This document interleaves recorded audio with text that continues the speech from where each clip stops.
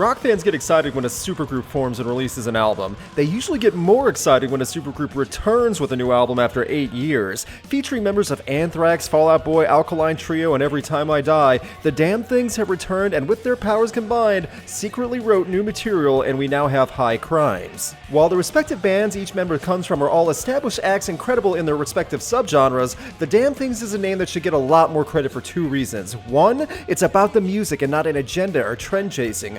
And 2, you can tell these men love what they do and are just enjoying what shenanigans they can cause. One look at the comical and self-deprecating press release that described their own music as greasy stuff, or a watch on the overly violent but hilarious music videos, you get what the Damned Things are all about. It's even better when you think about the different styles each band member is tied to, but all get together and can work on the same page. High Crimes, from the opening few tracks, really show you how each separate band member's respective sound comes through in the music. From thrash to pop punk, each sound appears at least once in this album. While some styles are featured more than others, you definitely hear a sample of everything in the rock and metal world in High Crimes. The opening songs Cells and Something Good are what will hook you. While they both sound different from each other, you get sucked into the songs hard before it's over. Joe of Fall Out Boy was the writing brain in most of the music here, and along with Every Time I Die's Keith Buckley singing some well-written lines, there's a lot to love in the first 7 minutes.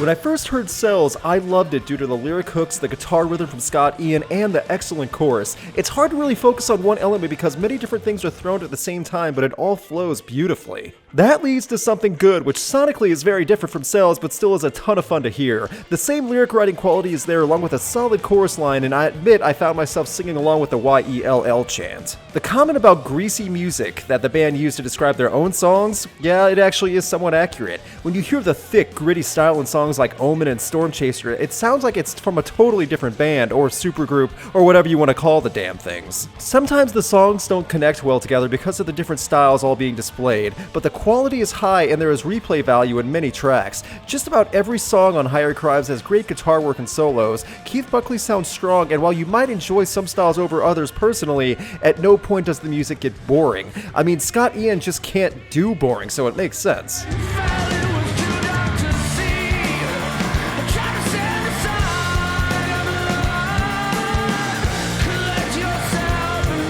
When you listen through the entire album in one sitting, it may not all sink in the proper way as the tonal changes do interrupt the flow.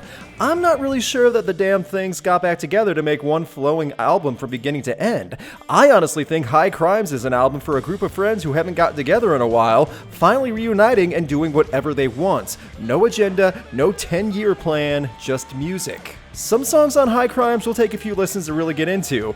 Other songs on the album will hook you in 1 minute. Whether it's the heavier, gritty songs in the middle or the more energetic and lively tracks that open to close the album like Let Me Be Your Girl and The Fire Is Cold, there should be something here for most listeners who give it a chance. There is grease, there is swagger, there is upbeat chanting. There's just about everything.